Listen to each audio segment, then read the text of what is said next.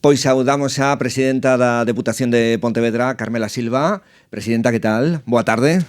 Moi ben, moi boa tarde. Bueno, o primeiro, a primeira noticia ben dada pola actualidade, non? Nos gustaría coñecer a súa opinión, a súa valoración despois do que dixo o presidente en funcións Pedro Sánchez onte a noite, con esa falta de acordo e que vamos directos, salvo sorpresa mayúscula, que nadie prevé, non, daqui ao luns, a unha nova convocatoria electoral o próximo 10 de novembro. Como ve, presidenta? Bueno, eu creo que o primeiro que hai que facer é recoñecer que é unha cuestión negativa que en 4 anos houbera 4 eleccións xerais, non? Eu creo que eso hai que recoñecelo. En segundo lugar, a min me preocupa, non, a pouca altura política dos partidos políticos que non, sendo primeira forza, non facilitan a gobernabilidade dun país, porque por riba dos intereses partidarios teñen que estar os intereses xerais ou da cidadanía. España precisa un goberno para ter estabilidade, para poder respostar tanto ás cuestións máis de corto tempo que temos que decidir, por exemplo, cuestións como Brexit, e a outras de máis medio e longo prazo, como nos adaptamos a esta nova era digital, que política industrial vamos a desenvolver, como vai a ser todo o que ten que ver co mercado laboral, como garantimos os dereitos das persoas, como revertimos os recortes en educación, en sanidade. Por lo tanto, é preciso que eso sexa o que lle importa aos grupos políticos. Eu quero recordar que Mariano Rajoy tampouco tiña maioría e precisaba da apoio ou da abstención do resto dos grupos políticos. No meu partido, a nivel interno, a posición era que non íamos a apoiar de ningunha forma a dereita.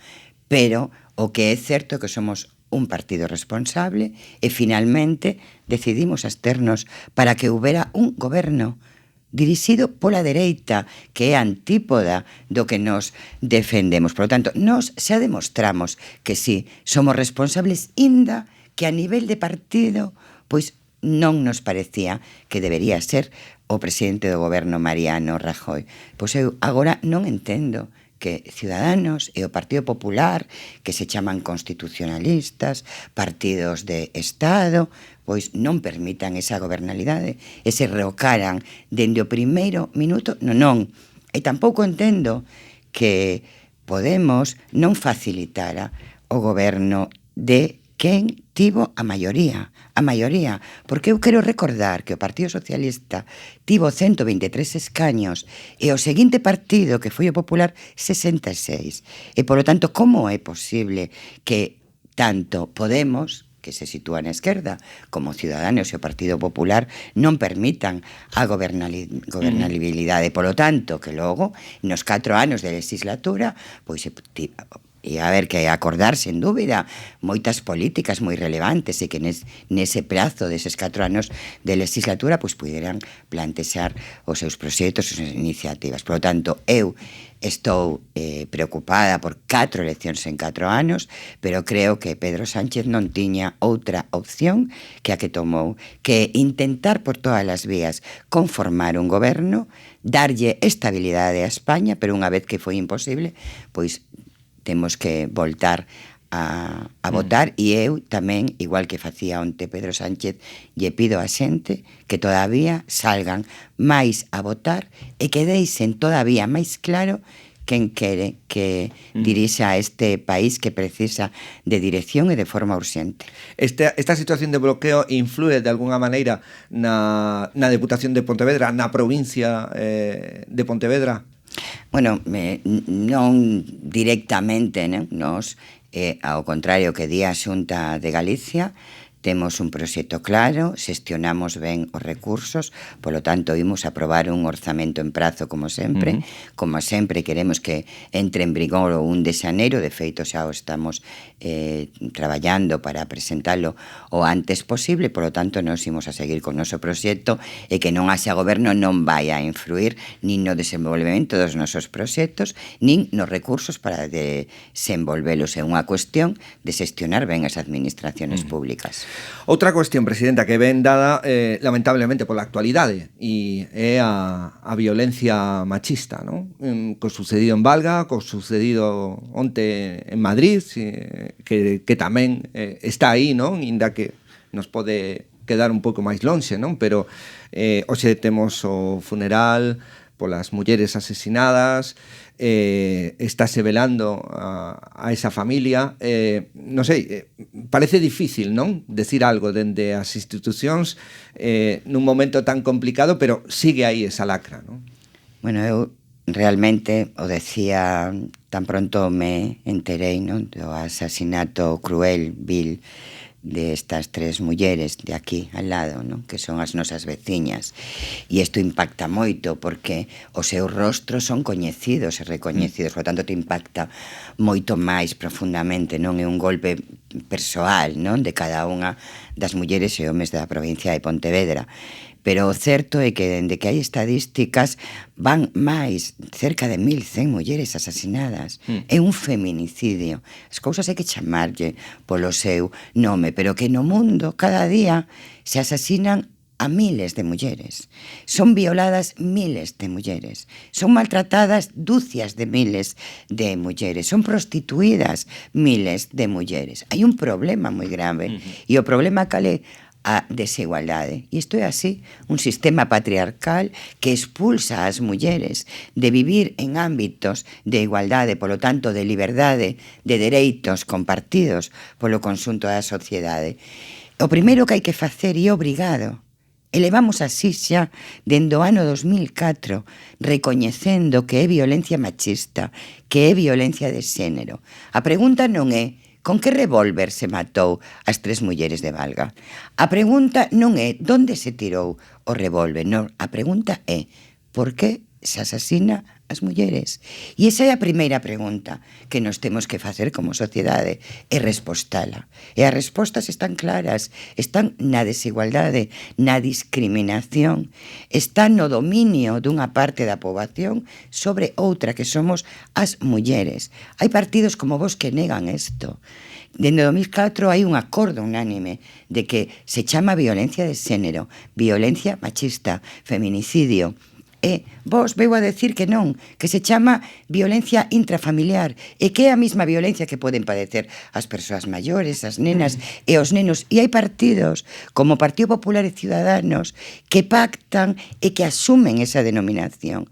E está moi enfadado comigo o Partido Popular porque dicen que, claro, imos a chorar agora e a facer declaracións altisonantes, pero pactamos con quen nega a pregunta real. Por que se mata, asesina as mulleres? E, polo tanto, eu creo que esta é a grande reflexión que temos que facer. E logo, dende logo, necesitamos recursos das comunidades autónomas, neste caso da Xunta, pero tamén en Andalucía, en Valencia, en Madrid, en Murcia, en Castilla e León, en todas as comunidades, máis recursos todavía dos que xa temos por parte do Goberno de España polo Pacto de Estado, que costou moito quitar, porque tamén o Partido Popular en principio se negaba a ese Pacto de Estado, foi obrigado polas mulleres que saliron á rúa no 2018, 8 de marzo. Máis recursos, necesitamos educación en igualdade, necesitamos que esas mulleres que sufren discriminación, maltrato, que viven nunha situación de dominación, poidan ter recursos para sair de aí. Iso significa que poidan ter emprego, que poidan ter vivenda, que poidan ter seguridade. Precisamos a unha sociedade que unida, homes e mulleres, loitemos e os machistas e os violentos, pois os cuestionemos abertamente, de verdad, e que non permitamos ningún tipo de discriminación, ningún tipo de machismo. E, polo tanto, hai que facer que sexa unha prioridade.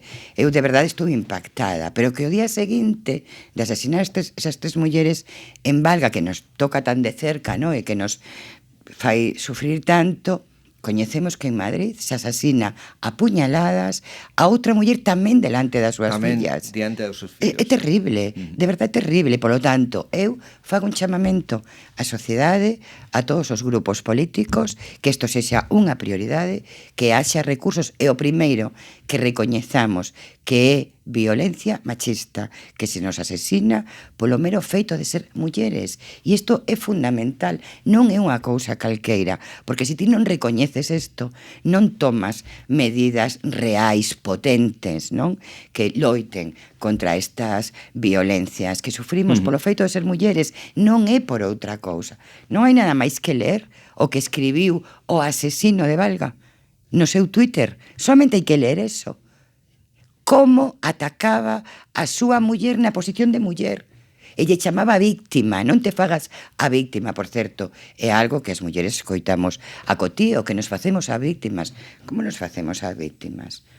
Si neste ano van dúcias de mulleres asasinadas, e como se nos asasina? A tiros, a puñaladas, tiradas polo orco da escaleira, a golpes. É brutal, de verdade. Pois eu si, non, de verdade, estou farta de hipocresía, estou indignada, o recoñezo dende a serenidade, pero indignada e fago un chamamento que nos opoñamos a todos e a todas aquelas e aqueles que neguen que se asesinan mulleres por ser mulleres. Presidenta, nos gustaría aproveitar tamén que está aquí para falar dun proxecto no que estuvo hai días, que é a Vía Verde do Salnés, esa nova senda peonil ciclista que se pode aproveitar despois de que as vías do tren queden en desuso, que se está construindo grazas á Deputación e ao traballo dos concellos de Vilagarcía, Portas e Caldas. Pero quería preguntarlle polo que dixo a conselleira Ángeles Vázquez o respecto da Xunta, que decía que hai que facer agora un proxecto novo para que a Xunta poda participar, pero un proxecto solo cos concellos, sen a Diputación, para poder acabar esa obra. Bueno, que con a Deputación non hai ningún convenio que firmar coa Xunta, porque non xa o firmamos cos concellos e xa están os recursos. Había fai 2 anos, un compromiso de que a Xunta ia poñer 200.000 euros, a Deputación 200.000 euros e os concellos 200.000 euros. E máis está en todas as hemerotecas. A conselleira Mato, e con súas palabras dicindo compromiso total e absoluto de poñer 200.000 euros. Se fixo un proxecto no que se contemplaba o conxunto e foi a Xunta que nos pediu: vos facede esta parte do proxecto e nós facemos esta outra parte porque así o podemos meter nos fondos FEDER. E, polo tanto, se fixe o proxecto tal e como acordamos. E agora, de repente, 2 anos despois, hai que facer outro proxecto.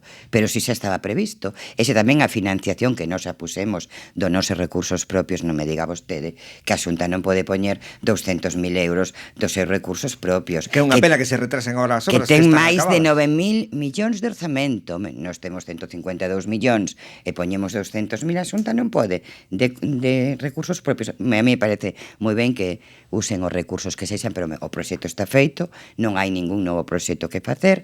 Si non son capaces de facelo con proxectos europeos, con fondos europeos, que poñan 200.000 euros no orzamento, que eso é facilísimo, e que se inicie xa. Pero o máis grave de todo, que onte o alcalde de Portas, o novo alcalde, porque o anterior estaba indignado coa Xunta de Galicia, dice que nos os segregamos a Portas e que facemos a outra parte. Non, e que foi o que nos pediu a Xunta. Señor alcalde de Portas, fixemos o que pediu a Xunta. Así que eu espero que máis pronto que tarde firmen ese convenio, por certo, con rebaixas, porque agora xa non poñen 200.000, agora poñen 170.000. E lle dicen os concellos que teñen que poñer 30.000 máis do que xa puseron cando ese non era o acordo. O acordo era outro.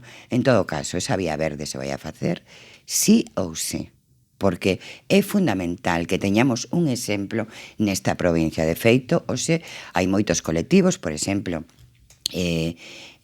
todos os que teñen que ver co ciclismo, as asociacións ligadas ao ciclismo, a golpe de pedal e moitas outras, que solicitan que moitas vías do tren que quedaron sin uso, Que se conecte Pontevedra con Vigo, por exemplo, se fagan se vías verdes. E eu creo que sí, que é fundamental que fagamos eso, porque eso é riqueza, non somente saúde, non somente son vías para camiñar, para ir con bicicleta, para cambiar o modelo no que as seres humanos fomos botados fora do espacio público, non, tamén ten unha enorme capacidade de atracción turística, de cambio, de favorecer que non sigamos adiante co cambio climático, de que haxa menos CO2 na atmósfera, polo tanto, todos os problemas planetarios que tamén dende o local hai que plantexar. Así que nós imos a seguir apostando pola vía verde e se vai a facer completa, non teño ningunha dúbida.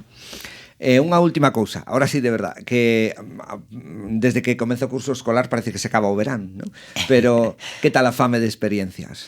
Pois a verdade é que foi un exitazo esa campaña, que cada día máis esta provincia, Rías Baixas, aí me gusta falar da provincia de Pontevedra, verdad, porque hai costa, pero hai un interior maravilloso, recibe máis visitantes e ademais hai un traballo moi ben feito tamén polo sector, que está apostando pola calidade, pola excelencia, e as administracións públicas, e aquí nomeo a todos os concellos, que tamén están propoñendo moitas actividades que permiten atraer moitos visitantes ao longo de todo o ano, non? Os datos de turismo na provincia de Pontevedra son extraordinarios, nesta cidade de Pontevedra son extraordinarios, todos os eventos deportivos que se teñen feito teñen non solamente atraído durante eses días a milleiros de persoas, sino que sitúan tamén a esta cidade en o mundo e, polo tanto, é un mecanismo de atracción moi importante. O mesmo acontece en Sanxenxo, en Baiona, en Ourobe, en Vigo, en Silleda, en Lalín, por nomear